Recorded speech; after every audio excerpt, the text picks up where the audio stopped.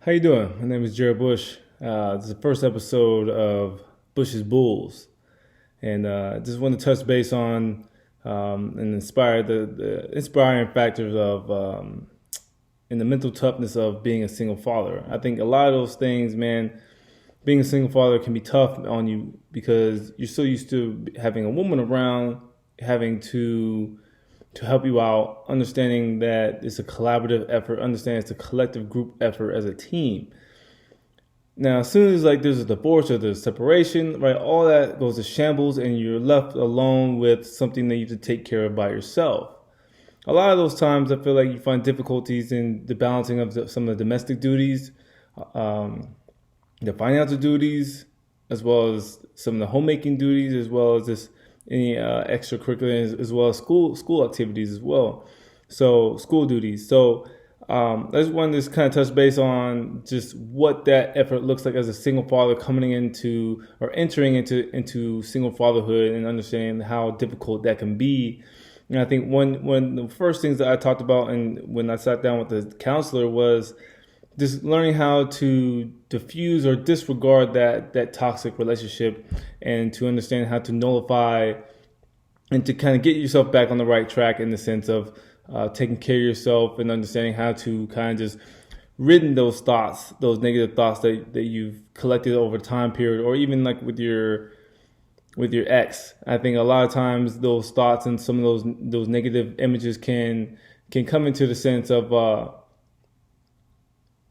can be very detrimental if you don't understand how to rid those thoughts and understand to create that positive imagery and understand what it actually takes to be a single father. I think the first thing that they talked about in the counseling was just learning how to take care of yourself, to focus on your health, understand that without you, you can't really take care of the kids. If you can't take care of your health, how can you take care of your kids' health? And I think that's a huge impact because if you're not totally healthy and you're laid up sick all the time, or you're fatigued and tired, or your brain can't shut down and you can't sleep, and if one of those things fail, well, guess what?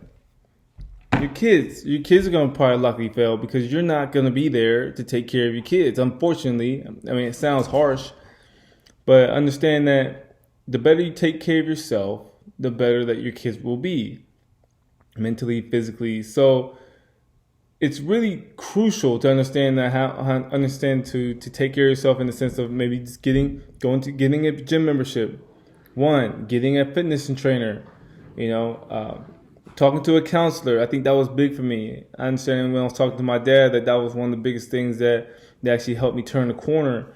Going to church, talk to a pastor, talk to somebody who will pray for you, talk to somebody who can help you along the way, who can show you some of the spiritual guidelines and some of that guidance to help you get back to the right track. I think that's very crucial in the sense of just keeping yourself on, giving yourself some foundations so that your kids can again hang their hat on as well as yourself. I definitely feel that there is something to come to be in a transformation in that sense when you're able to do that, because let's face it, like that past relationship was probably tough on you. There was probably some type of abuse.